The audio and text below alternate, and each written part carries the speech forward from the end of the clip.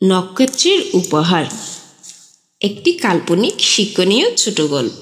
এক গ্রামে মিতা নামে এক মেয়ে থাকত। সে প্রতিদিন রাতে আকাশের দিকে তাকিয়ে তারা গুনতে ভালোবাসত।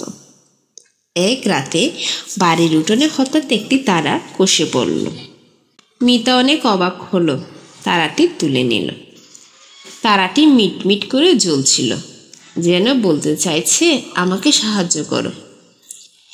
মিতা একটি কাচের জারে নরম মসৃণ কাপড়ে বিছিয়ে তারাটিকে যত্নে রাখল।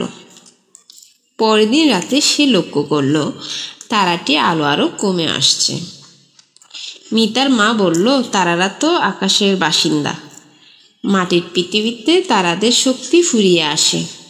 মিতা তখন বুদ্ধি করে বাগান থেকে জোনাকি ধরে এনে তারার চারপাশে রাখল। জোনাকিদের কোমল আলোয় ধীরে ধীরে তারাটি আবার উজ্জ্বল হয়ে উঠল। 7 রাত পর এক ভোরে মিতা দেখল তারাটি আকাশে ফিরে যাচ্ছে। তারাটি যাওয়ার আগে মিতার হাতে একটি ঝলমলে পাথর রেখে গেল।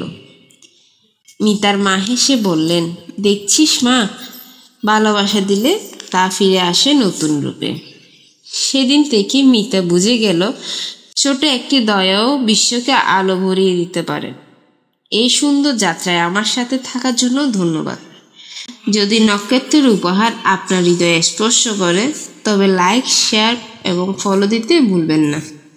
পরবর্তী অন্য কোনো ভিডিও কিংবা গল্পের মাধ্যমে দেখা হবে। সবাই ভালো থাকবেন।